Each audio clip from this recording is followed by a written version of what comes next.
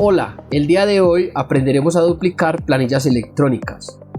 Para hacer este proceso debemos dirigirnos a menú lateral izquierdo. Vamos a irnos para el cuarto icono, que son donde nos encontramos con las planillas. Acá vamos a dirigirnos a planillas nominales y nos vamos a encontrar con todas las planillas que tenemos creadas. En acciones tenemos diferentes iconos o botones. Vamos a dar clic en el primero, que se llama duplicar planillas. Acá podemos elegir la fecha a liquidar. Si ya tenemos una fecha inicial y una fecha final, podemos entonces ponerle otra fecha y le damos en OK. Esto lo que va a hacer es que no solamente nos duplica la planilla, sino que también nos va a duplicar a los empleados que tenemos dentro de esas planillas. Así de fácil y rápido es como podemos duplicar planillas nominales en nuestra nómina de cuenta.